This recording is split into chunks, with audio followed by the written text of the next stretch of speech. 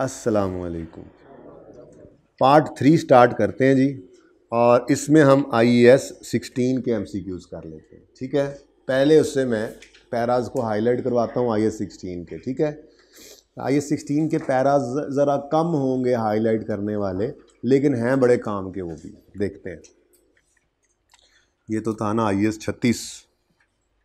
मैंने जैसे अर्ज़ किया, ये मैंने रात को बैठ के नहीं हाईलाइट किए, ये मैंने पिछली बार वाले हाईलाइटेड आपको शो किए हैं। वहाँ थोड़ा चेंज कर रहा हूँ मैं। ठीक है, स्टार्ट में आते हैं जी। स्टार्ट से इसलिए दिखाता हूँ कि देखो यहाँ से चलना है और कुछ नहीं है, बस कुछ चीज़ें हैं हाईलाइट करने वाली, साथ साथ हाईलाइट भी करते जा रहे हैं। ये सब एक्स्ट्रा क्लासेस वाले काम थे बच्चों, इसलिए आजकल मैं करवा रहा हूँ। ठीक है ना, तो अभी फिर नॉर्मल क्लासेस के अंदर नॉर्मल पढ़ाई करेंगे, उसमें फिर कोई एक्स्ट्रा क्लास भी रख लिया करेंगे। ठीक है, ये 2-3 दिन का नुकसान 2 दिन का हुआ है ये वाला, देखते हैं इसका क्या करना है। अच्छा जी, स्टैंडर्ड शुरू हो गया, स्टैंडर्ड चल रहा है। इंट्रोडक्टरी पैराग्राफ्स होते हैं, इनको जाने दिया करो। IN IN IN IN IN IN यहाँ से कहानी शुरू होती है। ठीक है, और यहाँ पर उसने क्या कहा है, ये स्टैंडर्ड नहीं अप्लाई होता किस पे, यहाँ से ज़रा फ़ायदा हो जाएगा, याद रह जाएगा और कुछ नहीं। ये स्टैंडर्ड नहीं अप्लाई होता किस पे, PPE classified as held for sale, क्योंकि ये IFRS 5 के अंडर आती है। फिर biological asset related to agricultural activity, ये IS 41 के अंडर आती है। आप FR 2 में पढ़ेंगे। IFRS 5 तो आपने फाइनल में जाके पढ़ना है। IS 41 ये गायों भैंसों कटों वच्छों वाला स्टैंडर्ड जो है, ये आपका FR 2 के अंदर मौजूद है। ठीक है, फिर the recognition and measurement of exploration of evaluation assets, exploration of and evaluation assets IFRS 6, ये फाइनल में पढ़ेंगे। Mineral rights and mineral reserves such as oil, natural gas, similar non regenerative, इनके ऊपर वो कहता है IS 16 अप्लाई नहीं होता। ऐसे PPE के ऊपर जो हेल्ड फॉर सेल हो, ऐसे जिंदा सलामत बायोलॉजिकल एसिड पे जो IS 41 के अंडर आए, एक्सप्लोरेशन एवेल्यूएशन एसिड IFRS 6 वाला, मिनरल राइट्स वगैरह। ठीक है, इनमें से भी ज़्यादा याद रखने वाली बात जो है वो शायद ये 2 ही हैं। अगले तो मुझे भी नहीं याद कि हमारे टाइम में वो IFRS शायद था नहीं या आया नहीं, तो अभी तक मैंने पढ़ा नहीं है, फाइनल में पढ़ा बात कर रहा हूँ। ठीक है ना, हो सकता है कि कहीं में हमने वैसे ही बस वो सेमिनार देख लिया हो, लेकिन एक चीज़ होती है पढ़ा हुआ, एक चीज़ उसको अप्लाई किया हुआ, तो शायद वो तो फाइनल में जाके ही आपको करना पड़ेगा। ओके, और सही है। अच्छा, however this standard applies to property plant equipment used to develop or maintain the assets describe in B and D। वो कहता है आपने कोई बायोलॉजिकल एसिड, आपने भैंसें रखी हुई हैं, उनके ऊपर शेड लगा दिया, ये बिल्डिंग है, IS 16 उस पर लगेगा। आपने उसमें मशीनरी लगा दी, दूध निकालने की मशीनें लगी हुई हैं, वो मशीनें इक्विपमेंट है, IS 16 अप्लाई होगा। ठीक है ना, बात समझ आ रही है। आपने कोई एक जो है वो गधा रेडी की बजाय आपने रख लिया एक वो मोटरसाइकिल वाली रेडी जो पट्टे पुट्ठे लाने के लिए, ठीक है ना, तो वो क्या है, वो भी आपका व्हीकल है, उस पर IS 16 अप्लाई होगा। ठीक है ना, तो वो कह रहा है कि इन एसिड्स को मेंटेन करने के लिए अगर स्टैंडर्ड अप्लाई टू PPE, वो PPE जो इनको डेवलप या मेंटेन करने के लिए इस्तेमाल हो, किनको, इनको, तो उस पर IS 16 अप्लाई होता है। ठीक है, बहरहाल इसको आप हाईलाइट ना भी करें तो ठीक है, ये सिर्फ पढ़ाना होता है आपको स्कोप पैरा। ठीक है ना, ये सिर्फ पढ़ाना होता है आपको, ये ना हो कि आप बायोलॉजिकल एसिड पे PPE लगा रहे हैं। वैसे IS 41 में जाके देखेंगे कहीं ना कहीं वहाँ से कुछ निकल के इधर ही आ जाया करता है, वो बात की बात है, लेकिन फ़िलहाल डेफिनेशंस पे आते हैं। अब देखो बियरर प्लांट, ये हमारे लिए रेलेवेंट नहीं है, ये IS 41 के अंदर जाके पढ़ेंगे तब, तो फिर यहाँ पे आके देख लेंगे उसको, इसलिए छोड़े आपके लिए। ये पहली कॉस्ट क्या होती है जी, cost is amount of cash or cash equivalent paid or fair value of other consideration given to acquire an asset at the time of acquisition or construction or where applicable the amount blah blah blah. ठीक है, उसके बाद fair value क्या होती है, is the price that would be receive to sell an asset or paid to transfer liability in an orderly transaction between market participants at measurement date. Underline कर लो कहीं काम आ जाए, वरना कोई जरूरत नहीं। अब यहां से कहानी शुरू होती है। पीपीई क्या है? PPE are intangible. इंटेंजिबल बोला किसी ने? वो इंटेंजिबल का तो अपना स्टैंडर्ड है, यहां पर तो आते ही कौन से नजर आने वाले, ठीक है, टेंजिबल्स। तो PPE are tangible items that are held for use in production और सप्लाई ऑफ गुड्स और services. Number 2, for rental to others और फॉर एडमिनिस्ट्रेटिव पर्पजेज। आपको याद होगा किताब में ये निशान लगवाए हुए हैं, मतलब वो किताब में से एक्सट्रैक्ट्स निकाल के आपको दिए थे ना हैंड आउट में, ठीक है। तो ये डेफिनेशन है, आपको नहीं एतबार आ रहा तो अभी बताता हूँ, अभी देख लेते हैं। अच्छा ये 16 ही खुला हुआ, एक और फाइल ना खोल लें फिर, ऐसे करके और ऐसे करके। वो नाराज़ हो गया, मैंने कहा बस के हद होती है। भाई नहीं जी, कहता कोई भाई नहीं। इधर देखो, पीपीई क्या है? ये जब मैंने कॉस्ट डिटर्मिनेशन पढ़ाई थी आपको याद होगा, ये वहां पे बात आई थी। पीपीई क्या है?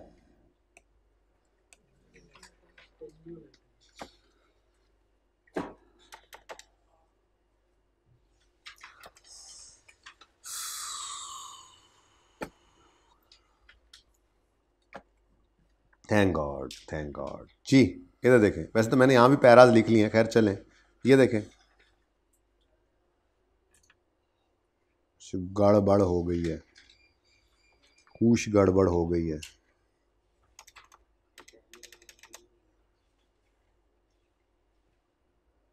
चले ठीक, पेज ही चला गया।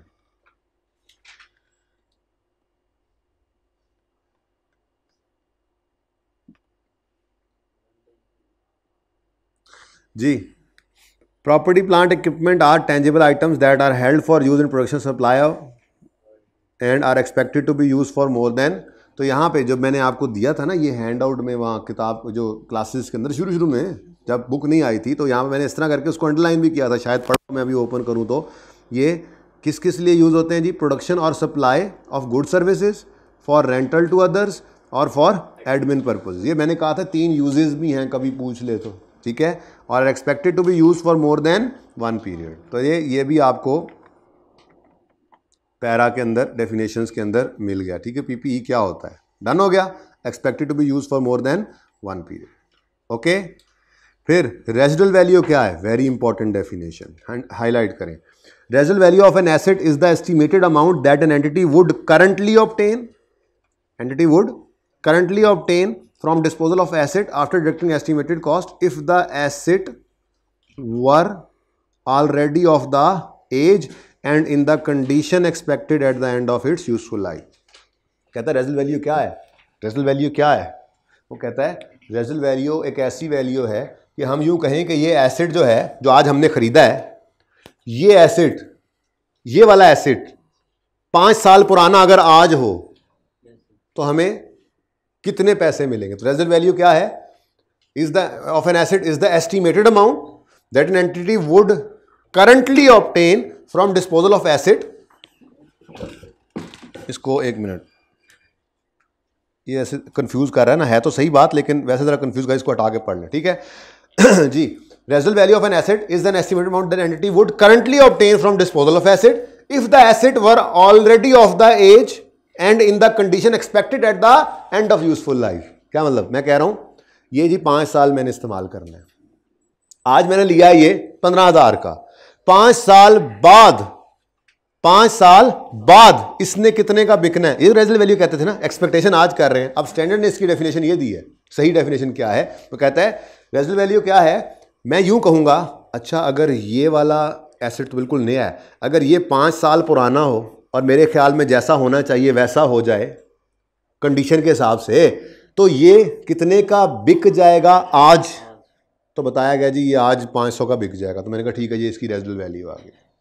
बात समझ आई है? तो करंटली ऑब्टेन, रेजिडुअल वैल्यू क्या है? रेजिडुअल वैल्यू क्या है? करंटली ऑब्टेन करें from disposal if asset were already of age and in condition expected at the end of its useful life. ठीक है ना, ये रेजनल वैल्यू कहलाती है। बीच वाला सिर्फ ये था, वो कॉस्ट टू सेल जो है ना वो डिडक्ट कर लेनी होती है, वो हमें वैसे ही पता है। ठीक है, चले नेक्स्ट है जी, डेफिनेशन इंपॉर्टेंट क्या है, यूजफुल लाइफ की definition. Period over which an asset is expected to be available for use और नंबर ऑफ प्रोडक्शन और सिमिलर यूनिट्स। ठीक है जी, एक्सपेक्टेड टू बी ऑब्टेन्ड। सही है। यूजफुल लाइफ किसे कहते हैं जी, एमसीक्यू आ सकता है ना। यूजफुल लाइफ किसे कहते हैं जी, कहते हैं जी period over which asset is expected to be available for use या नंबर ऑफ प्रोडक्शन और सिमिलर यूनिट्स, यूनिट्स हैं, ऑर्स हैं, माइल्स हैं, expected to be obtained from asset. ये क्या है उसकी यूजफुल लाइफ। यानी यूजफुल लाइफ ऑर्स भी हो सकते हैं, यूजफुल लाइफ यूनिट्स वगैरह भी हो सकते हैं। ठीक है, हाईलाइट कर लिया तो बोलो आगे बढ़ो। अब चल पड़ो, cost of an item PP shall be recorded जब प्रोबेबल इकोनॉमिक बेनिफिट हो गए और cost can be measured reliably. मैंने नहीं हाईलाइट किया, याद है आपको, करना चाहे तो कर लें, इसको पैरा 7 में ये कर लें। ठीक है जी, cost of an item of PP shall be recorded as an asset if and only if it is probable that future economic benefits it is probable that future economic benefits will flow to entity. cost can be measured reliably. कर लें इसको भी highlight. वैसे ये याद है आपको, ज़्यादा इंपॉर्टेंट नहीं है। एमसीक्यूज़ में ये यूज़ हो जाए ज़्यादा इंपॉर्टेंट नहीं है, लेकिन एमसीक्यू के अंदर जो यूज़ हो सकता है इनमें से एमसीक्यू में डेफिनेशन तो यूज़ हो ही सकती है, लेकिन इनमें भी जो मुझे लगता है बहुत इंपॉर्टेंट है वो ये जैसे यूजेज हैं यहाँ से उठा ले, या ये यूज़फुल लाइफ रेजिडुअल वैल्यू, इसकी डेफिनेशन पूछ ले, ये यूज़फुल, ये ज़्यादा इंपॉर्टेंट है। बाकी 3 तो डेफिनेशन है, याद वैसे नहीं करनी, समझ आई वो ये हाईलाइट ही करना है ना। ओके, बाकी ये इतना इंपॉर्टेंट नहीं है। आगे बढ़े, सब्सिक्वेंट कॉस्ट्स, सब्सिक्वेंट एक्सपेंडिचर याद है, day to day servicing of items अभी ना करें, rather than cost rather this cost are recorded in profit and loss. Part of some may be required replacement and recognise carrying amount of an item of PP. इसको भी छोड़ दें, इसको भी highlight भी ना करें। इसके लिए तो मैंने आपसे कहा था कि थोड़ा सा मैं कोई एग्जांपल्स बनाऊंगा, मैंने लिखवाया भी था कि कहीं बच्चों में भूल जाऊं तो आप लोग ना भूलें, याद है ना। वो मुझे रोज़ याद आता है लेकिन टाइम नहीं मिल रहा। कोई नहीं, घर जाने से पहले पर्चे में जाने से पहले करवा के ही भेजूंगा। हालांकि आई कैप की एग्जांपल्स भी हमने कर ली, पास पेपर्स भी कर ली, अपनी भी एग्जांपल्स कर ली, लेकिन मेरी कुछ तसल्ली नहीं हुई इसके ऊपर। वो आपको याद होगा जब मैंने कहा था कि सब्सिक्वेंट एक्सपेंडिचर में रेवेन्यू एक्सपेंस भी होता है, कैपिटल एक्सपेंस भी होता है और रिप्लेसमेंट ऑफ पार्ट भी होता है, जिसमें ओवरऑलिंग भी था। तो मैंने कहा था इन सब की कोई एग्जांपल बनाऊंगा मैं, ग्रिपिंग वगैरह से देख के कहीं से 2-4 चीज़ें और को आई के कोई दूसरी बॉडीज़ के कहीं ना कहीं से और चीज़ें उठा के देखूंगा, कोई मुझे मुनासिब सवाल मिल जाए मैं आपसे शेयर करूं। तो वो मेरे एंड पे उधार है, पता नहीं कब पूरा होगा। लिखवा दिया था आपको, मैंने आपको कहा हुआ है ना रजिस्टर्स का आखिरी सफ़ा आपने पेंडेंसीज़ के नाम से लिखना है, उसमें जो चीज़ पेंडिंग हो लिख लिया करो, लेकिन बस जब हो जाए फिर उसको टिक भी कर लिया करो। जैसे आपने लिखा होगा MCQs IS 16 के 36 के 23 के पेंडिंग, तो जब 36 के हो गए तो टिक कर लेंगे ऐसे, ठीक है। तो इसको फिलहाल छोड़ दें, हाईलाइट करवाऊंगा लेकिन अभी नहीं करवा रहा, ठीक है, अभी नहीं। यहाँ पे आ जाओ।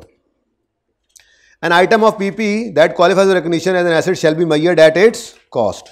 Measurement ऐसे करेंगे हम, measurement initial measurement, ठीक है, इनिशियल मेजरमेंट की बात हो रही है यहाँ पे। ना कर यार, इतना खूबसूरत। अच्छा इधर देखें जी, इनिशियल मेजरमेंट होती है एट इट्स कॉस्ट, ठीक है, initial measurement at its cost. Done हो गया। अब कॉस्ट के एलिमेंट्स क्या हैं, देखो किताब के अंदर ये मौजूद थी बातें सारी, ये आपको मैंने हैंडआउट में दिया था, याद होगा आपको, लेकिन ये बड़ी इंपॉर्टेंट डिस्कशन है, इसको ज़रा पढ़िएगा। मैं पढ़ा ही दूं, बल्कि आज चल ही रहा है काम। तो it is important to distinguish PPE from intangibles inventory. कहता है पीपीई इंटेंजिबल नहीं है, इंटेंजिबल होते हैं जो पेटेंट सॉफ्टवेयर वगैरह हैं। Intangibles do not have physical substance, therefore classified and presented separately, although they are also held for long term and are often vital for business, intangible are accounted for under IAS 38। सही है, सादा सी बात है, पढ़ लेने में कोई हर्ज नहीं है, ये लाइन पढ़ लें, ठीक है ना। अच्छा, इन्वेंट्री से भी अलग है पीपीई। इन्वेंट्री क्या होती है? Held for cell.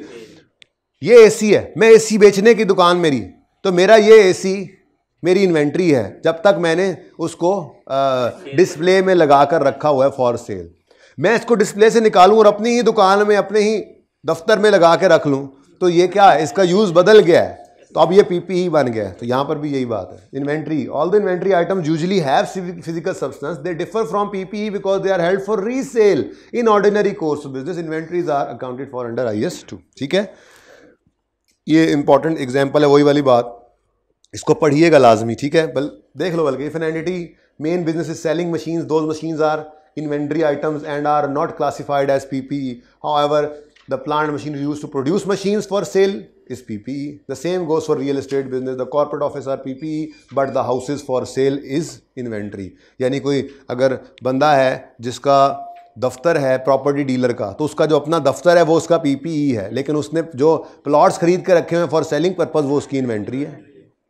मशीनें बनाने वाले जो हैं उनके लिए मशीनें इन्वेंट्री हैं, लेकिन वो मशीनें जिस मशीन पे बना रहे हैं वो मशीन उनका पीपीई है। ठीक है, अच्छा जी। उसके बाद ये आपको पढ़ाया हुआ है सारा, ये सारा पढ़ाया हुआ है, purchase price, directly attributable cost, ये कुछ हो, फिर ये सारा कुछ पढ़ाया हुआ है। ओके, सारा कुछ पढ़ाया हुआ है। सिर्फ आपने यहाँ से देख के एक बार चेक करना है कि जो हैंडआउट में था वही सारा कुछ यहाँ पे भी है। मैंने तो कॉपी पेस्ट ही यहीं से किया था, आपको बताया भी था। ठीक है, अब ये सारा कुछ के कॉस्ट में क्या होगा,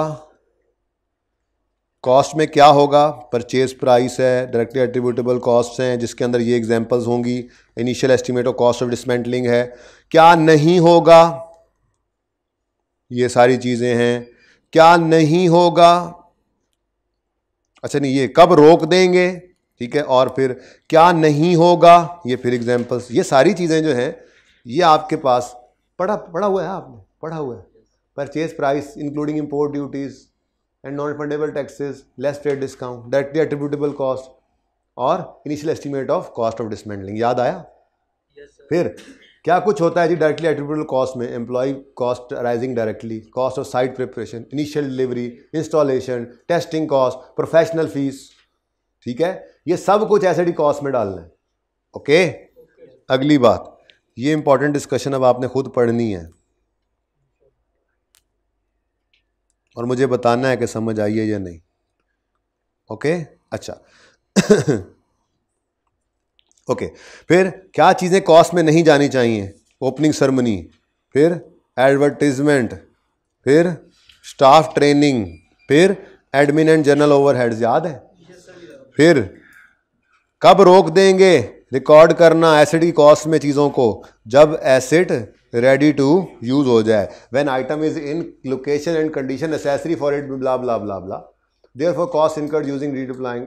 पढ़ लेना इसको, कोई मसला हो तो। ये लेकिन ये असल में ये पढ़ाया था, ये कॉस्ट इंक्लूड नहीं करनी। क्या चीज़? Cost incurred while an item capable of operating in manner intended by management has not yet brought into use. अभी वो इस्तेमाल के लिए तैयार है, लेकिन आपने अभी उसको yet to be brought in use है, आपने अभी उसको इस्तेमाल करना शुरू नहीं किया, और ऑपरेट कर रहा है at less than full capacity. मैंने कहा था एसेट का कोई कसूर नहीं है। ठीक है, तो इसमें अगर आपको कोई कॉस्ट पड़ रही है, कोई लॉस आ रहा है, तो वो नहीं। फिर इनिशियल ऑपरेटिंग लॉसेज कभी भी ऐड नहीं करते। ऑपरेटिंग लॉसेज याद है? इनिशियल ऑपरेटिंग लॉसेज नहीं तो याद, मैं याद कराता हूँ। मैंने आपको कहा था कि आपने एक प्लांट लगाया आज, अभी वो प्लांट की जो प्रोडक्ट है उसकी डिमांड इतनी नहीं बढ़ी, तो सेल्स अभी नहीं बढ़ी, लेकिन अभी सेल नहीं बढ़ी तो प्रोडक्शन भी कम है, तो इकोनॉमीज ऑफ स्केल अभी नहीं मिल रही। प्लांट तो चलता पूरा, बिजली तो पूरी खा रहा है, मजदूर तो सारे आ गए हुए हैं, ठीक है ना, ओवरहेड्स तो सारे लग रहे हैं, लेकिन अभी यूनिट्स कम बना रहे हैं हम, क्योंकि अभी तक डिमांड ही कोई नहीं है प्रोडक्ट की। अब डिमांड बढ़ेगी, प्रोडक्शन बढ़ेगी तो फिर शायद हमें प्रॉफिट्स आएंगे, क्योंकि देखो ना, मशीन ने चलनी जितनी बिजली लेकर है वो तो चल रही है। अभी 4 यूनिट्स बन रहे हैं, 400 बनेंगे तो वही बिजली का खर्चा 400 पे बटेगा नहीं बटेगा। तो हो सकता है इनिशियली ऑपरेटिंग लॉसेज आ रहे हो, कॉस्ट ऑफ सेल ज़्यादा हो सेल की अमाउंट से भी। ठीक है, क्यों? क्योंकि अभी ऑपरेशंस इनिशियल स्टेज में, तो ये इनिशियल ऑपरेटिंग लॉसेस कहलाते हैं। ये एसेट का कोई कसूर नहीं होता, ये भी वही वाली बात है, लेस देन फुल कैपेसिटी पे चल रहा है। ठीक है, तो क्या करो, इनको कॉस्ट में ऐड ना करो।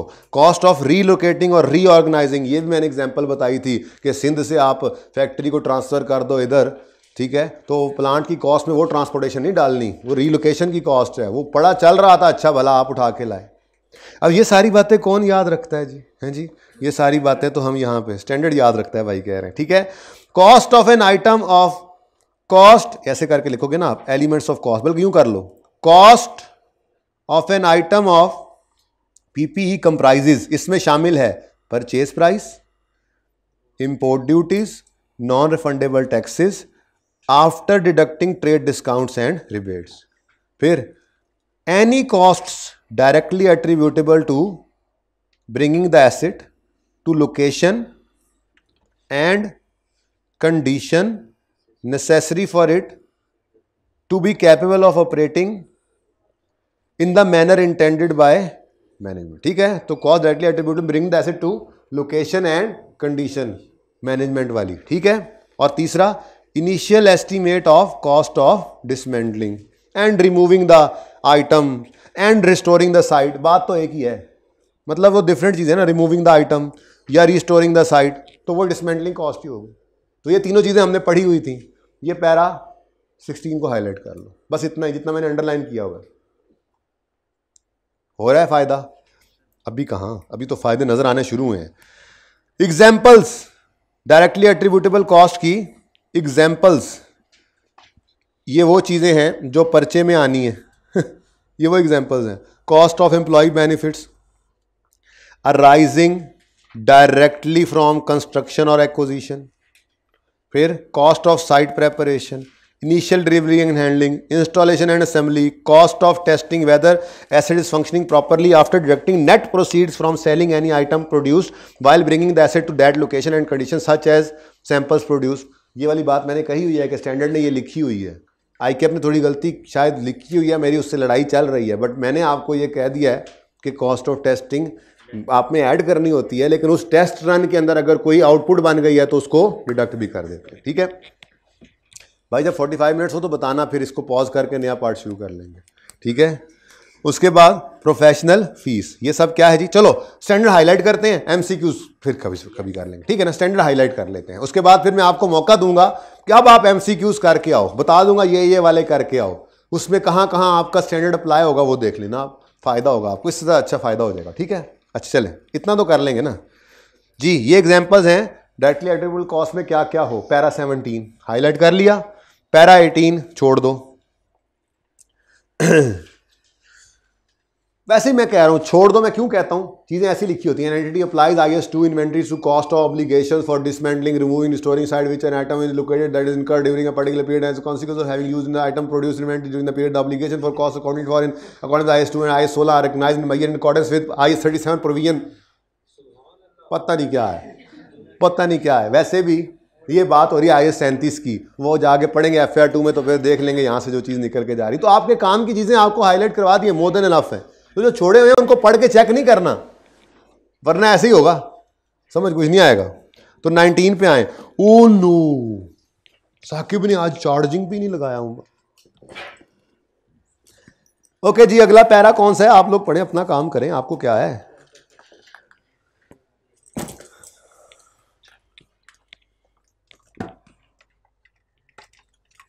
अब बोलो बोलो, बोल दे क्यों नहीं।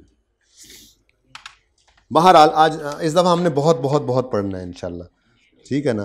तो हम रोज़ाना जो है ना, रोज़ाना नहीं, हफ्ते में कम से कम एक दफ़ा तो लाजमी और ज़्यादा से ज़्यादा 2 दफ़ा लाजमी हम जोहर के बाद मिला करेंगे, जैसे आपको कहा था, ठीक है ना।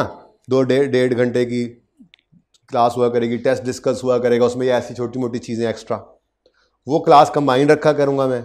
और जो इजीली आ सकते हैं ठीक है, जो नहीं आएंगे उनको यूट्यूब पे मिलेगा, लेकिन होगा बिल्कुल डिफरेंट, मतलब एक्स्ट्रा काम, टेस्ट वगैरह की डिस्कशन जैसे होती है, ठीक है ना। तो वो हम रूटीन में रखेंगे और इस तरह के वैल्यू एडिशन काम भी उसमें करते रहेंगे। बहुत बहुत पढ़ना है इंशाल्लाह हमने जी। हाँ, नीचे वाली क्लास होगी, फुल फ्लैज क्लास होगी, उसमें तकरीबन 150 बच्चे की जगह फिजिकल में है और तकरीबन 250 बच्चे की जगह हाइब्रिड में है। फीमेल्स की तकरीबन 60-70 की है, इस तरह से 100-150 की मेल स्टूडेंट्स की भी है, कोई मसला नहीं है। लेकिन वो इतने बच्चे ने आने ही नहीं है ना, एक्स्ट्रा क्लास होती है टेस्ट डिस्कशन में।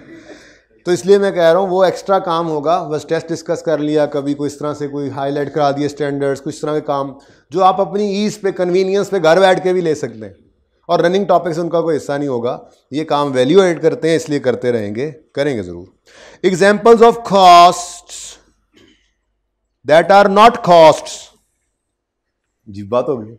Examples of costs that are not costs, cost of opening new facility, cost of introducing new product, मैं इसको यहाँ पे इसको अंडरलाइन कर देता हूँ, एडवर्टाइजिंग, प्रमोशनल, ऐसे कर लें, जरा चेंज कर लें थोड़ा सा, अच्छा है। कॉस्ट ऑफ एडवर्टीजमेंट और प्रमोशन, ठीक है। और cost of conducting business in a new location और with a new class of customer, ठीक है जी। यूं कर लेते हैं, स्टाफ ट्रेनिंग ज़्यादा अच्छा हो जाएगा, इस तरह से बेहतर हो रहा है ज़रा, है। कॉस्ट ऑफ स्टाफ ट्रेनिंग और उसके बाद एडमिनिस्ट्रेशन और जनरल ओवरहेड्स, ये एसडी कॉस्ट का पार्ट नहीं बनते, ठीक है। उसके बाद वो कहता है रोक दो, वही वाली बात, वो वाली बात जो भी मैं पढ़ा के आया हूं, रोक दो रिकग्निशन ऑफ कॉस्ट, ठीक है। Recording of cost ceases when item is in location and condition necessary for it to be capable of, इतना लंबा हो जाता है, in the manner intended by management, ठीक है जी। रोक दो कॉस्ट को, कब? जब वो उस जगह पे पहुंच जाए जिस जगह पे और जिस हालत में मैनेजमेंट चाह रही थी, ठीक है। फिर आगे कहता है following cost are not included in carrying amount, ठीक है। फिर कह रहा है कि ये कॉस्ट इंक्लूड नहीं करनी जब एक बार एसेट तैयार हो जाए, सीज होने के बाद। कौन सी? अगर asset capable of operating in the manner intended by management है लेकिन has yet to be brought into use और is operated at less than full capacity, या इनिशियल ऑपरेटिंग लॉसेज आ रहे हैं, या कॉस्ट ऑफ रीलोकेटिंग या रीऑर्गेनाइजिंग है, तो इनको क्या करो, कॉस्ट में इंक्लूड मत करो, ठीक है। अब कौन ये बातें याद करता? हमने तो ये पैरा 16, 15 को छोड़ो, बस वो पता है आपको वैसे ही, ठीक है। पैरा 16, पैरा 17, पैरा 19, बस ये हाईलाइट कर लिया, 20 भी कर लिया साथ ही, अलग है वो, ठीक है जी। कहानी खत्म, चलें आगे। अच्छा, अभी इसको भी फिलहाल छोड़ दो, वैसे पता तो है आपको सेल्फ कंस्ट्रक्टेड एसेट, बहरहाल छोड़ो वो, यहां पे सिर्फ ये लिखा हुआ है कि cost of self constructed asset is determined using the same principles as far as acquired assets. जब बिल्डिंग आजकल हम बना रहे हैं उसमें भी रूल्स वही नहीं लगा रहे, IS 23 में बना रहे हैं ना, आजकल रूल्स तो वही लगाते हैं ना, रेडी टू यूज हो गया है, स्टॉप कर दो, सब कुछ स्टॉप कर दो, कंस्ट्रक्शन कॉस्ट जिस दिन कंप्लीट हो गया है कैपिटलाइज करो, डेप्रिशिएट करना है, रूल्स तो वही लग रहे थे ना कंस्ट्रक्टेड में। बहरहाल इसको इतना हाईलाइट करके छोड़ दो, इसकी डिस्कशन नहीं, आगे बढ़ते जाओ, छलांग लगाओ। 29 का आपको पता है लेकिन मैंने लिख भी दिया, entity shall choose either cost model और रीवैल्यूएशन मॉडल, ठीक है, as an accounting policy and shall apply that policy to, and shall apply, इस तरह नहीं मजा आ रहा, इधर देखो, entity shall choose either cost model और रीवैल्यूएशन मॉडल। एंटिटी चूज करो आइदर कॉस्ट मॉडल और रिवैल्यूएशन मॉडल। और अगली बात, and shall apply that policy to an entire class of PPE, class business class वाली क्लास नहीं। इसका मतलब मैंने आपको कहा था, बताया था कि जी आप चाहो तो बिल्डिंग को कॉस्ट मॉडल पे रखो और लैंड को रिवैल्यूएशन मॉडल पे ले जाओ, इजाज़त है, याद है? आप प्लांट को, हाँ लैंड अलग है बिल्डिंग अलग है ना, हो सकता है आप ऐसे कर सकते हो। या चलो आप लैंड एंड बिल्डिंग को रिवैल्यूएशन मॉडल पे ले गए हो, प्लांट को कॉस्ट मॉडल पे रखा हुआ है, व्हीकल को कॉस्ट मॉडल पे रखा हुआ है, इजाज़त है, ऐसी बिल्कुल इजाज़त है। लेकिन इस चीज़ की इजाज़त नहीं है कि आपने लैंड एंड बिल्डिंग अपनी मर्जी वाली रीवैल्यू कर ली, दूसरी को नहीं किया। अगर लैंड एंड बिल्डिंग पे रीवैल्यूएशन मॉडल अप्लाई किया है तो फिर सारी land and buildings revaluation model पे होंगी, क्लास पूरी के ऊपर रीवैल्यूएशन मॉडल लगेगा, ये तो पता है ना। सारी क्लास पे ये नहीं हो सकता कि आपकी मर्जी की प्रॉपर्टीज रीवैल्यू कर लें आप और बाकी ना करें। तो अगर आपने एक बिल्डिंग को रीवैल्यू किया है तो सारी बिल्डिंग्स रीवैल्यूएशन मॉडल पे आएंगी। हाँ, प्लांट को रीवैल्यूएशन मॉडल पे लाने की जरूरत नहीं है। प्लांट को एक को रीवैल्यू किया तो सारे प्लांट्स को करना पड़ेगा, बाकी एसेट्स को करने की जरूरत नहीं है। ठीक है, तो अप्लाई करेंगे इसको एंटायर क्लास पे। ठीक है, ओके। एंटायर क्लासेस भी यहां पे गिवन है, आपको टेंशन लेने की जरूरत नहीं है। वैसे आपको ही पता है, लैंड है, बिल्डिंग है, प्लांट मशीनरी है, इक्विपमेंट है, फर्नीचर है, कंप्यूटर है, व्हीकल है, ये सब क्या है, क्लासेस यहां पे आगे दी होंगी। अच्छा, कॉस्ट मॉडल क्या है जी? After recording an asset an item of PPE shall be carried at cost less accumulated depreciation and any accumulated impairment loss. तो कॉस्ट मॉडल क्या है जी? पता ही है आपको, सब कुछ पता है, बस इतना इतना हाईलाइट करते हो। ठीक है, और अगर रीवैल्यूएशन मॉडल पे हैं तो आप रखेंगे एसिड को शैल बी कैरिड एट किस पे जी, किस पे, बोलो बोलो बोलो, revalued amount being it's fair value बला बला less any subsequent accumulated depreciation and subsequent impairment loss. ठीक है, ये revalued amount less subsequent depreciation और इंपेयरमेंट लॉस। डन हो गया। अच्छा, ये बड़ा इंपॉर्टेंट पैरा है, इससे एमसीक्यू बन सकता है। मैंने आपको कहा था रीवैल्यूएशन मॉडल पे अगर आप हैं, ये सब कुछ किताब में लिखा हुआ है, लेकिन अब यहां पे करता जा रहा हूं तो पढ़ाता जा रहा हूं, लेकिन आज आपने इंश्योर करके आना है, किताब में ये लिखा हुआ है।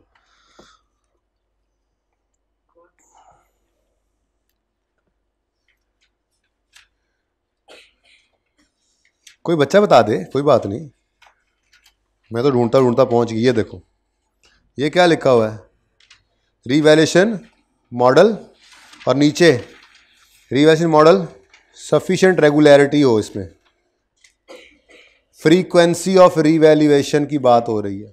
तो यहाँ पे लिखा हुआ है, किसी वक्त फिर देखेंगे इसको, मैं एक बार गो थ्रू करवा दूंगा चैप्टर को, ये दोनों चैप्टर्स एक बार पूरे गो थ्रू करवाने हैं मैंने, कि यार ये भी हो गया, ये भी हो गया, ये भी हो गया, ये भी हो गया, ये भी हो गया, ऐसे करना है हमने। ठीक है ना, ओके। तो ये भी हो गया हुआ है, पढ़ा दिया हुआ है वैसे ज़बानी, या शायद ये कहा था कि पढ़ा दूंगा। बहरहाल फ्रीक्वेंसी ऑफ रीवैल्यूएशन का मतलब क्या है, रीवैल्यूएशन कितने कितने अरसे बाद करें।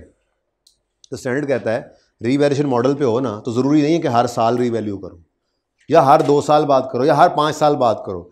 बस इस चीज़ को इंश्योर करो, अगर रीवैल्यूएशन मॉडल पे हो ना, तो लेटेस्ट फेयर वैल्यू और बुक वैल्यू, इनमें मटीरियल डिफरेंस ना आने पाए। यानी आप रीवैल्यूएशन मॉडल पे हो, आपने लास्ट जो रीवैल्यूएशन की थी उसके बाद एसेट डेप्रिशिएट होकर बुक वैल्यू शो कर रहा है 100 रुपये, और मार्केट में इस एसेट की वैल्यू है 110 रुपये, 15 रुपये, कोई बात नहीं।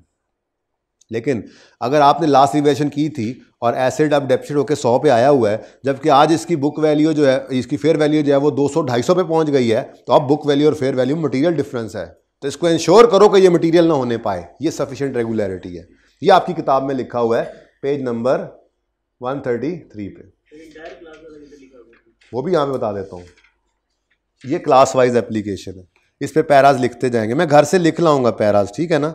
क्लास वाइज का पैरा कहाँ लिखा होता, if an item of PPE is revalued, entire class of PPE to which that asset belongs shall be revalued. For example if a plant, यहाँ पे जरा बात एक्सप्लेन करके लिख दी गई, ठीक है ना। तो फॉर एग्जांपल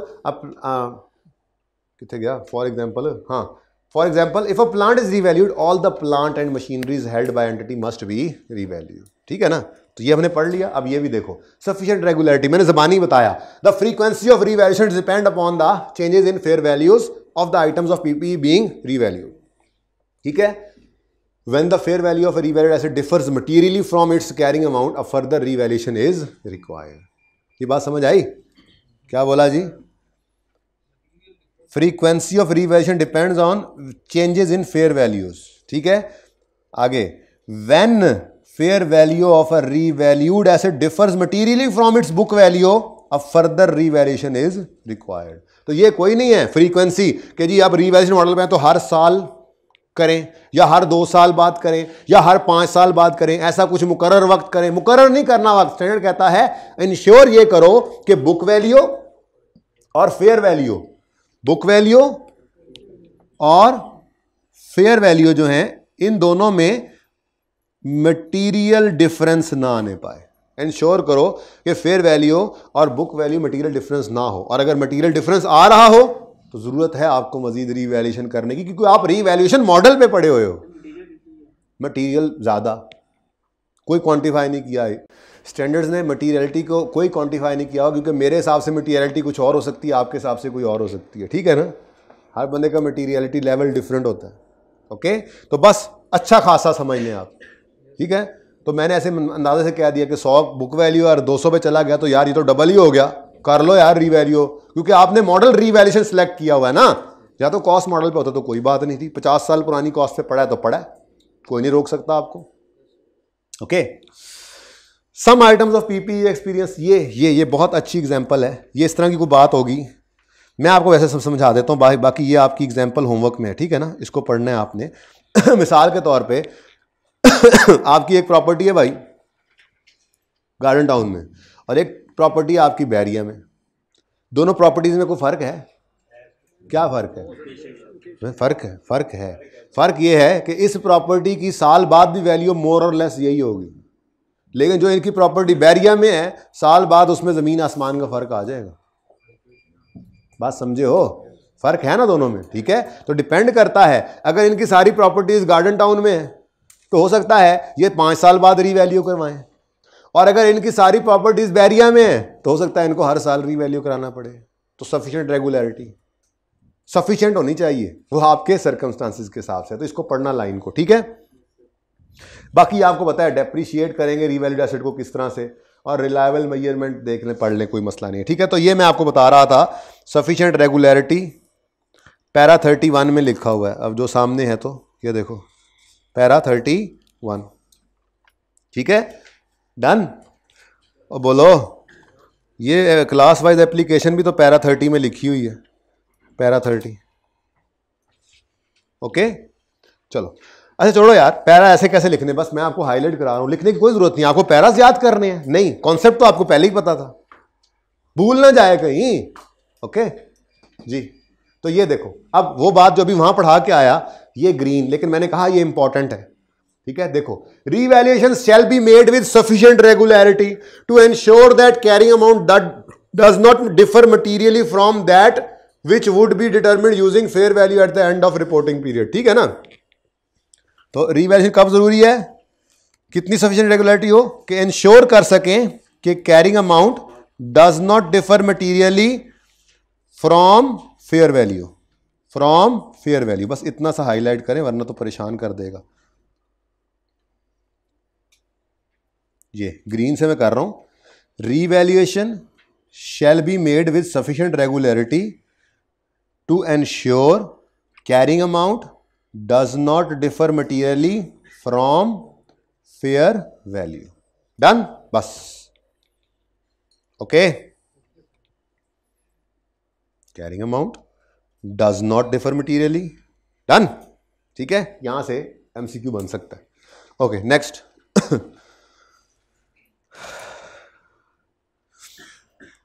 अब ये देखें यहां पे लिखा हुआ है, ये ग्रॉस रिप्लेसमेंट मेथड है और ये नेट रिप्लेसमेंट मेथड है, लेकिन छोड़ें आपको ये आते हैं, हमने ये वाला किया हुआ है, खैर ठीक है छोड़ें, इसको हाईलाइट ना करें। मैंने कहा था ना 2 मेथड्स हैं, तो स्टैंडर्ड में तो 2 हैं, आई कैप ने सिर्फ एक की बात ही की हुई है, खैर चलें। ये देखें जी, कर लें हाईलाइट अगर करना है तो, वैसे इतनी ज़रूरी चीज़ नहीं है ये। N item of PPE is revalued, ये द एंटायर क्लास, वैसे यार ज़्यादा बेहतर है कि यहाँ पर लिखें क्लास वाइज के लिए 36 पैरा, स्पेसिफिकली है ना, वहाँ में तो उसने वैसे कहा था, 30 में तो उसने कहा था ना कि रीवैल्यूएशन मॉडल पे सारी क्लास पे लगाओ, यहाँ पर उसने अलग से बता दिया बोल्ड करके। सिर्फ इतना सा हाईलाइट करेंगे ना, काम की चीज़ हाईलाइट करते हैं।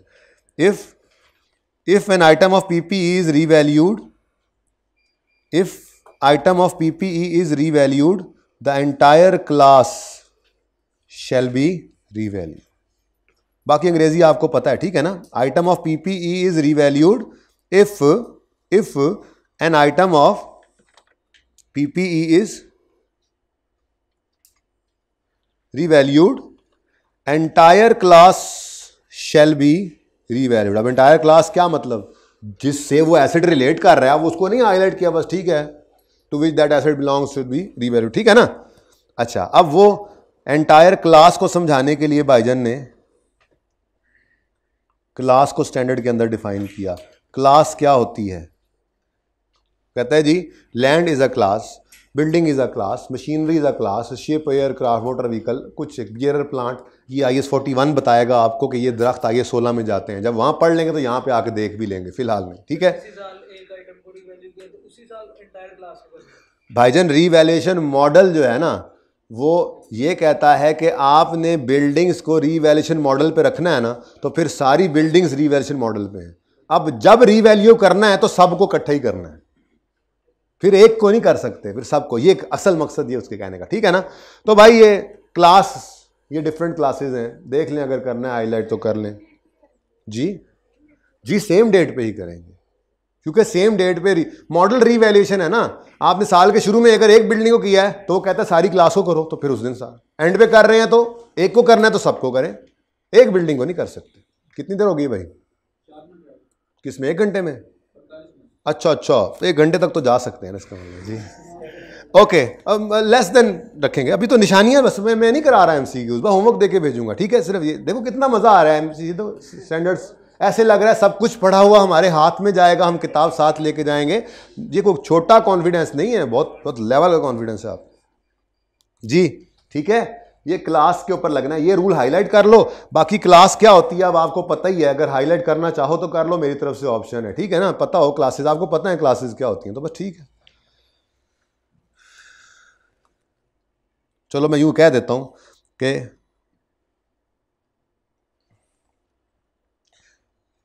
बल्कि यूं कर लेना बेहतर है,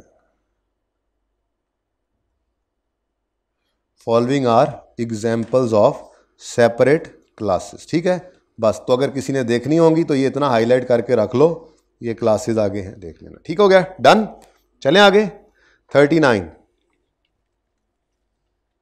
इसको भी पेंडिंग कर दो हाईलाइट करके, समझो मत, क्योंकि अभी मैंने OCI का कॉन्सेप्ट देना है। उधार है ना, जो उधार है वो तो उधार है, ठीक है। Assets carrying values increased as a result of in shall be recorded in OCI and, ठीक है कर लेंगे। If an asset carrying decrease it shall be recorded, ये बस ठीक है, कर लो हाईलाइट, वैसे जरूरत नहीं है। अच्छा एक काम करो, इसको हाईलाइट ही मत करो, पता है ना आपको, लॉस आए तो प्रॉफिट एंड लॉस में जाता है, सरप्लस आए तो प्रॉफिट एंड लॉस में नहीं जाता, रिवीजन सरप्लस में जाता है, कहां से होके जाता है वो भी पढ़ाया ही नहीं है, मत करो हाईलाइट। ये अकाउंटिंग ट्रीटमेंट ऐसे ही बढ़ रहा है काम, ये इंपॉर्टेंट है। Each part of an item of PPE with a cost that is significant in relation to total cost shall be depreciated separately. ये तो हमने देखा हुआ है, हमने एंशिएंट वाटर वाला सवाल किया था, उसके बाद हमने स्पटनिक वाले सवाल को कई दिन होमवर्क में दे दे दे दे के मैंने फिर आखिर एक दिन करवाया था, याद है। तो उसमें क्या था, हर पार्ट सिग्निफिकेंट कॉस्ट रखता था, लाइफ अलग थी, तो हम उसको सेपरेटली डेप्रिशिएट कर रहे थे। तो जरूरत नहीं है हाईलाइट करने की, उसूल है बस, ठीक है, आपको पता है, करना चाहो तो कर लो। Depreciation charge for each period shall be recorded in profit and loss. हाँ ये बड़ी इंपॉर्टेंट बात है। कहता है डेप्शन चार्ज कहां जाता है, डेप्शन एक्सपेंस कहां जाता है जी, depreciation expense profit and recorded in profit और लॉस। लेकिन अगली बात मैंने बताई थी शायद, नहीं तो अब बता रहा हूं, बड़ी इंपॉर्टेंट बात है, इधर देखो। कॉलेज वालों के पास जनरेटर है, लेट्स से इनका अपना है, तो फिर एसेट है, और अगर ये किराए पे होगा तो फिर इनका एसेट नहीं है, जिसको किराया देते हैं उसका एसेट है। तो लेट्स से इनका अपना जनरेटर है, ठीक है। अब इस जनरेटर की डेप्रिसिएशन है, चलता है तो डेप्रिसिएट होता है ना, बोलो। अब इस जनरेटर की डेप्रिसिएशन को हम कहां लेकर जाते होते हैं, प्रॉफिट एंड लॉस में। ये अकाउंटिंग हमने सीखी हुई है ना, ठीक है। अच्छा अब आपका सेशन एंड हुआ, 2 महीने तक जनरेटर वैसे नहीं चला, लेकिन 2 महीने ऊपर कैंटीन इन्होंने कहा कि ये कच्ची वाली है, पक्की वाली बना लेते हैं, और जनरेटर इस्तेमाल करते रहे कैंटीन की कंस्ट्रक्शन में। अब लेट्स से जनरेटर की डेप्रिसिएशन 1 महीने की 1 रुपया है, तो 12 महीने की बनी 12 रुपये। अब इस 12 महीने में से 2 महीने ये जनरेटर इस्तेमाल हुआ है कैंटीन की कंस्ट्रक्शन में, हुआ है, तो स्टैंडर्ड कहता है ये 2 महीने की डेप्रिसिएशन कैंटीन बिल्डिंग की कॉस्ट में डालो और बाकी 10 महीने की डेप्रिसिएशन को एक्सपेंस आउट करो। मैं मिसाल बना ली तो यहाँ पर ही लिख देता हूँ। वैसे ये बातें सारी लिखी हुई हैं, आप कभी किताब पढ़ें तो ना, किताब जब आ गई थी तो खोल के पढ़ा नहीं है कि क्या कुछ हमने पढ़ लिया यहाँ पे है या नहीं है। डेप्रिसिएशन मैं बताता हूँ कहाँ लिखा हुआ है, ये सिर्फ पढ़ना पड़ेगा। 100 ये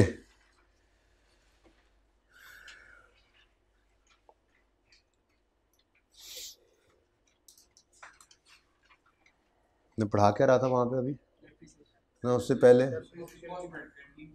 हाँ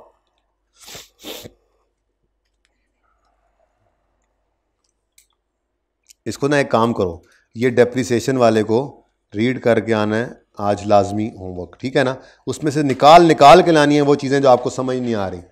उम्मीद ऐसी ही है कि कोई इक्का दुक्का बात ही बची होगी वो भी आइडेंटिफाई हो जाए। मुझे टाइम लगेगा ऐसे खाम खा मैं करूँ आइडेंटिफाई, आप करें ना। आप किस मर्ज की दवा है? अच्छा मैं एग्जाम्पल बताने लगा था।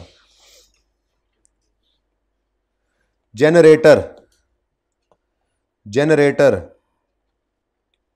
की डेप्रीसिएशन, बल्कि यूं एंट्री करता हूं, एक्यूमुलेटेड डेप्रीसिएशन जनरेटर की क्रेडिट हो गई 12 से, ठीक है। अब बोलो, लेकिन 10 महीने ये जनरेटर कॉलेज वालों ने आपकी क्लासों के लिए इस्तेमाल किया और 2 महीने कैंटीन बिल्डिंग की कंस्ट्रक्शन में इस्तेमाल हुआ। बिल्डिंग, तो बिल्डिंग की कॉस्ट के अंदर 2 रुपये ऐड करो, बाकी प्रॉफिट एंड लॉस में एक्सपेंस बना लो। जनरेटर तो 12 रुपये पूरा ही डेप्रीशिएट हुआ, ठीक है। ये कहाँ जाएगा? प्रॉफिट एंड लॉस में। ये मुश्किल कॉन्सेप्ट है, आसान है। मैं कोई एग्जांपल किसी वक्त लिख भी दूंगा, वैसे आसान एग्जांपल बनी गई, लिखी तो है, ठीक है।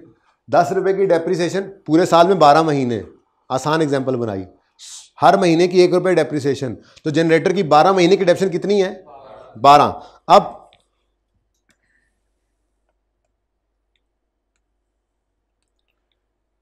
नॉर्मल तो ये होता है depreciation debit, accumulated depreciation credit. लेकिन हुआ क्या, इस जनरेटर के 2 महीने बिल्डिंग की कंस्ट्रक्शन में इस्तेमाल हुए। आगे 16 कहता है ये 2 महीने की डेप्रीसिएशन एक्सपेंस आउट ना करो, ये बिल्डिंग की कॉस्ट में डालो, ये बिल्डिंग की कॉस्ट में डालो। हमने कहा ठीक है जी, इसका मतलब प्रॉफिट एंड लॉस में 10 रुपये जाएंगे, बिल्डिंग में 2 रुपये जाएंगे, लेकिन जनरेटर तो 12 रुपये डेप्रीशिएट हुआ है। अब ये बात यहां पे उसने की, depreciation charge is recorded in profit and loss unless it is included in carrying amount of another asset। Carrying amount asset building की कॉस्ट के अंदर 2 रुपये चले गए तो वो प्रॉफिट एंड लॉस में नहीं गए। फिर ये बात समझ आ गई?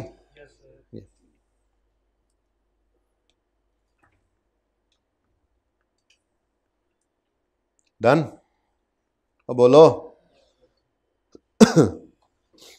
अपने स्टैंडर्ड पे ये एग्जांपल ना लिखना, अगर लिखनी हो ये एग्जांपल तो अपने नोटबुक्स पे लिखना।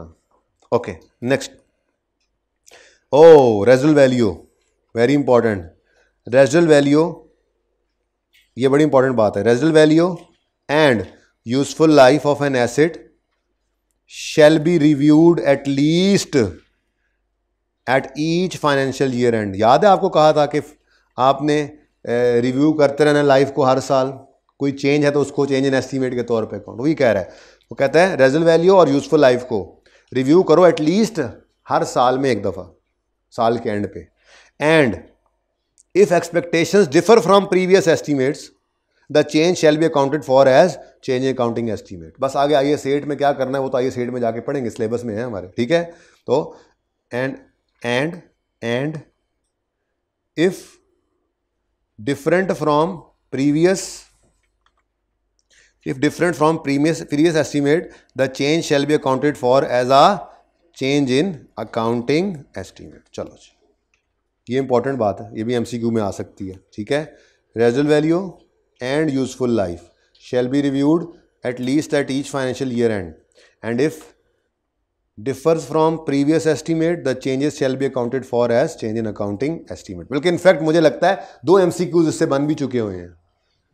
एक में उसने ये कहा हुआ है कि अकाउंटिंग एस्टीमेट का ये चेंज इन लाइफ क्या है, अकाउंटिंग एस्टीमेट का चेंज अकाउंट फॉर करेंगे एज एन अकाउंटिंग एस्टीमेट। दूसरा उसने पूछा हुआ है कि यूजफुल लाइफ को कब कब रिव्यू करना चाहिए। तो 2 MCQ तो यहाँ एक पॉइंट से बने हुए हैं। बहरहाल हाईलाइट कर लें इसको, पिछली बार का हाईलाइटेड था, थोड़ा इसको रिफाइन कर लिया, यानी कि कुछ चीज़ें मैंने मजीद हाईलाइटेड चीज़ें कम कर दी ज़रा, ताकि एग्जैक्ट बस देखते ही नजर आए, अच्छा 1 2 3 ये बातें, ठीक है ना। Depreciation of asset begins when it is available for use. Depreciation of asset ceases at the date the asset is disposed of. Derecognise कहते हैं डिस्पोज्ड ऑफ, ठीक है, ओके। और अगली बात एक और चीज, depreciation does not cease when asset becomes idle और is retired for active use and unless it is fully depreciated. ये सारी बातें आपको बताई हुई हैं, ठीक है। ये जब आप पढ़ेंगे ना, आज जो आपको होमवर्क दिया है उस होमवर्क के अंदर ये सारी बातें कवर्ड हैं, आपको पता है, वहां पे लिखा हुआ मैंने दिया है ना, थ्योरी डेप्रिसिएशन वाला सारा पोर्शन सिवाय सम ऑफ ईयर डिजिट के, वो माफ कर देना उसको। थ्योरी कम से कम पहले 2 सफ़े जो है ना वो सारा पढ़ के आना है, रूल जो लिखे हुए हैं, छोटी छोटी एग्जांपल्स भी हैं, पढ़ने वाले पास होंगे, ठीक है। तो डेप्रिसिएशन शुरू करेंगे जब अवेलेबल फॉर यूज हो, रोक देंगे जब एसेट बिक जाए। और डेप्रिसिएशन को नहीं रोका जाता अगर एसेट आइडल पड़ा हो, रिटायर फ्रॉम एक्टिव यूज हो। हाँ, अगर एसेट फुली डेप्रिशिएट हो गया तो फिर डेप्रिसिएशन नहीं हो सकती, हालांकि एसेट आइडल भी पड़ा हो तो फिर डेप्रिसिएशन होती ही नहीं है ना, फुली डेप्रिशिएट की तो डेप्रिसिएशन हो नहीं सकती, ओके। और डन, बोलो डेप्रिसिएशन स्टार्ट। अच्छा ये भी यहां से पढ़ने की जरूरत नहीं है। डेप्रिसिएशन स्टार्ट कब करते हैं, जब एसेट रेडी टू यूज। कब रोक देते हैं, जब बिक जाए। आइडल पड़ा हो तो नहीं रोकते, लेकिन फुली डेप्रिसिएट हो तो रोक देते हैं। नेक्स्ट, डेप्रिसिएशन मेथड्स, इसमें भी वही बात लिखी हुई है, वो जो लाइफ और रेजल वैल्यू के लिए अलग अलग लिखी हुई थी ना, ये तीसरे की यहाँ पे अलग लिखी हुई है। Depreciation method shall be reviewed, कहाँ लिखा, अच्छा ये तो वो वाली बात है ना, depreciation method shall reflect the pattern in which assets future economic benefits are expected, ठीक है ना। तो मैंने आपको पहले दिन ही बताया था, एसेट से बेनिफिट्स का जो पैटर्न है आने का, आपके डेप्रिसिएशन मेथड का भी वही पैटर्न होना चाहिए, यानी कि एसेट से फ़ायदा बराबर, डेप्रिसिएशन भी बराबर। याद आ रहा है, ये वो लाइन थी।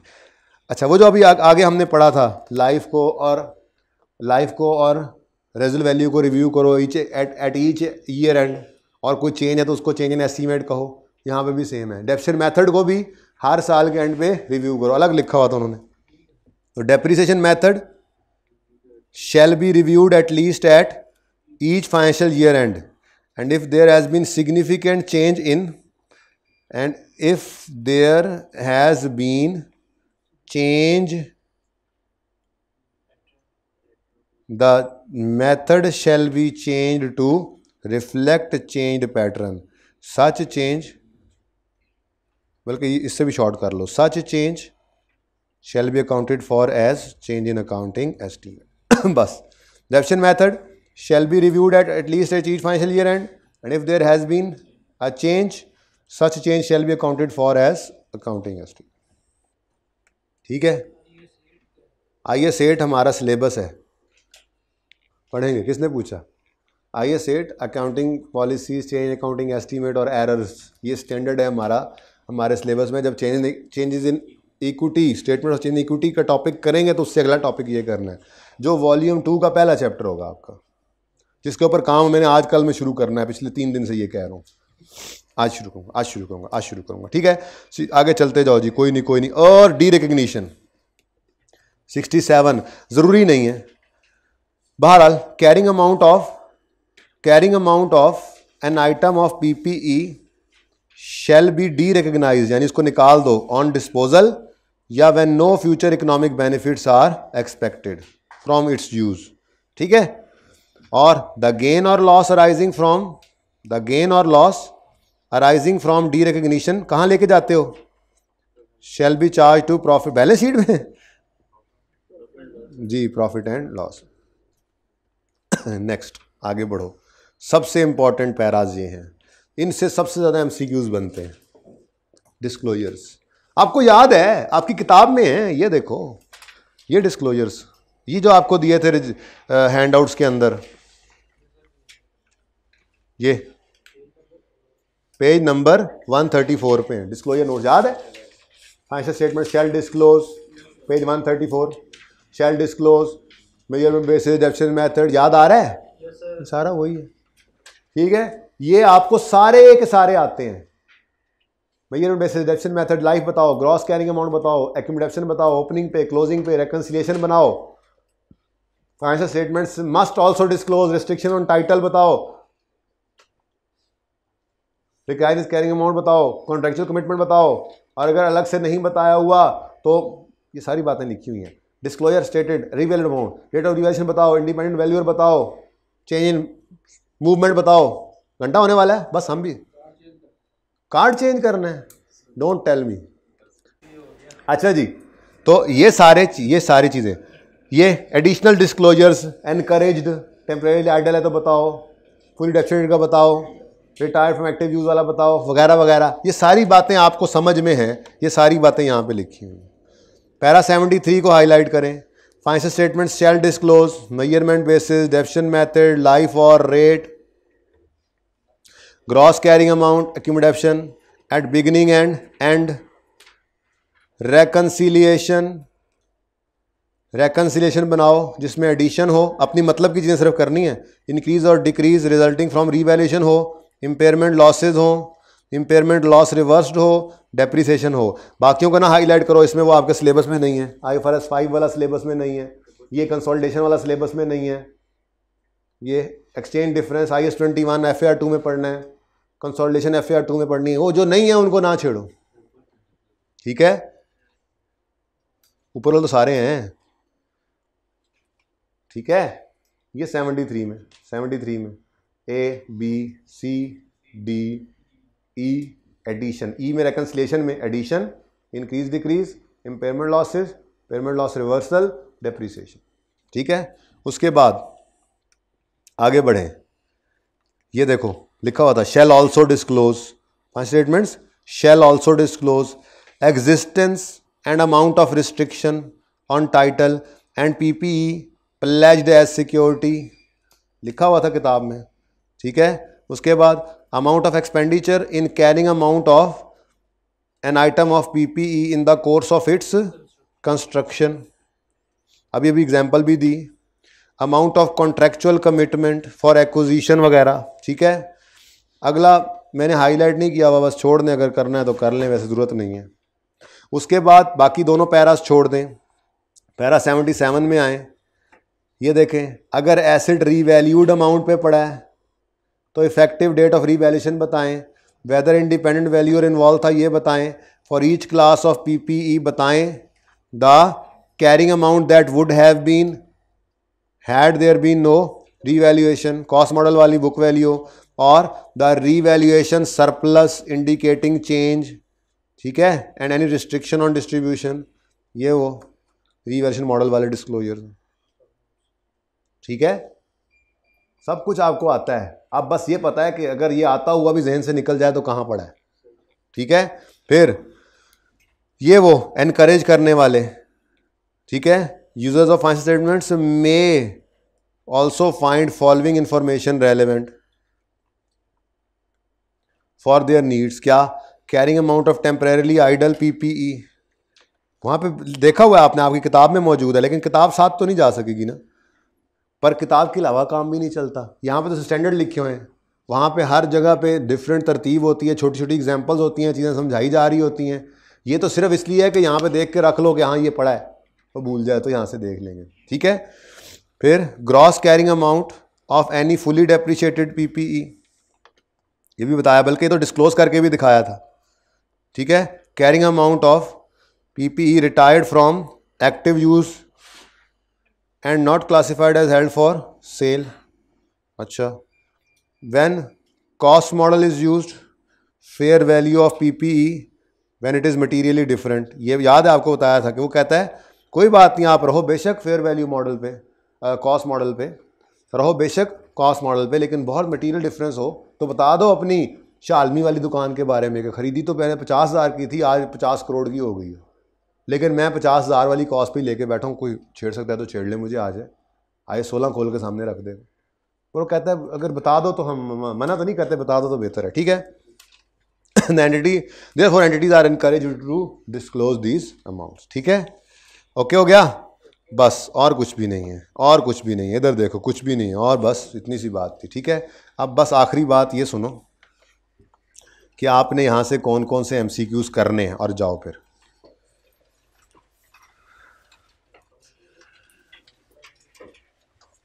ये सारे लेक्चर्स ऐसे हैं जो मुझे मौका मिला मैंने कर दिए रिकॉर्ड, ये सारे ऐसे हैं जिनका कोई ताल्लुक नहीं है, सारे एक्स्ट्रा काम, वैल्यू एडिशन के काम है जो नॉर्मली हम सेशन में कभी स्क्रीन रिकॉर्डिंग करके, कभी शाम में क्लास करके 2 बच्चों पे करके, कभी पुराना लेक्चर पिछले सेशन का उठा के, ये इस तरह से हम चीज़ें दे रहे होते हैं। ये एडिशनल चीज़ें हैं लेकिन ज़रूरी बहुत थी, पास फेल फिर अच्छे पास ये इन्हीं से बनते होते हैं, ठीक है। जो करेंगे, अच्छा जी इधर देखें भाई, ऐसे टिक कर लें। अब ये सारे करके जो आने वाले हैं, अब मैंने एंड से शुरू किया है, पेज नंबर 251, 45 को टिक करें, आपने करके आना है। 44, अच्छा इनफैक्ट सारे ही करके आने हैं आपने। 43 इधर देखें, 42 मैं देख लेता हूँ कोई रहता है तो 41, 40, 39 पैराज मैंने लिखे हुए हैं, कुछ होमवर्क वाले भी हैं। इसमें एक शॉर्टकट फार्मूला लगवाना था, कल लगवाऊंगा अब इंशाल्लाह जी। सारे ही करते जा रहे हैं, या होमवर्क में या कोई पेंडिंग तो नहीं, हाँ एक पेंडिंग है, 27 को भी नहीं करना, स्टेटमेंट से इक्विटी के बाद ये करेंगे, फिर चलने दें जी। इसको भी कर लें पेंडिंग, 24 को, आसान है बहुत लेकिन चूंकि कॉन्सेप्ट नहीं दिया हुआ तो वैसे ही 24 को पेंडिंग कर लें। आगे सब कर रहे हैं, आप सब कर रहे हैं, homework homework homework, para para para para, homework homework, बाकी सभी मेरे ख्याल में करने हैं, ठीक है जी। तो कितने बच्चों ने वैसे किए हुए हैं ये MCQs? सारे के सारे, ठीक है। अब इंशाल्लाह आपका लेवल भी और हो चुका है, ठीक है। कई सारे MCQs हैं इसमें भी, जैसे पैरा, ये देखो अभी सफिशिएंट रेगुलरिटी वाला पढ़ के आ रहे हैं, लिखा हुआ था स्टैंडर्ड के अंदर। इधर इसके बाद ये देखो डिफरेंट, ये देखो ऑप्शनल डिस्क्लोजर्स नहीं याद रहते, ओपन करो स्टैंडर्ड, ये MCQs वहाँ से आ जाते हैं, ठीक है। तो सारे MCQs करके आने हैं। कल इंशाल्लाह होपफुली नॉर्मल क्लासेस ही होंगी, ठीक है। तो शाम में मिल के फिर कोई चीज़ रहती होगी तो वो कर लेंगे, नॉर्मल क्लास में तो हम अपना IAS 23 रिज्यूम करेंगे। एक काम कर लीजिएगा, जितने बोरिंग कॉस्ट के सवाल मैंने करवाए थे ना, वो बोरिंग कॉस्ट के सवाल एक सीटिंग में कर लेने हैं, बड़े वाले। क्वेश्चन बैंक का 8 कर लेना है, पास पेपर का 7 और 6 भी किया था, ठीक है। ये 3 कर लेने हैं। अगर कुछ चीज़ समझ नहीं आई हुई छोटे सवालों से शुरू कर दो, लेकिन अपनी बोरिंग कॉस्ट को ऐसे ज़बरदस्त करके आना कि ऐसे लगे वो कॉन्टीन्यूटी में चल रहा था काम। और फिर कल जब मैंने सवाल करवाने हैं, मैंने पहला पास पेपर तीसरा पास पेपर करवा के मैंने प्रोग्रेस बिलिंग करवाना है, और फिर कल कंक्लूड कर देना है मैंने उस टॉपिक को। तो जो ढीला हो गया है ना, जो भूल गया है, जो आगे पीछे चला गया, कोई घर बच्चे सुना घर चले गए हैं, पता नहीं घर क्यों चले गए, हालात ख़राब थे तो यहीं छुप के बैठना था, ठीक है। बाहर निकलना ही नहीं था, आप बाहर निकल के क्या घर ही चले गए। तो भाई पहुंच जाए इंशाल्लाह, ज़िंदगी रही तो कल होगी मुलाकात। अल्लाह हाफ़िज़।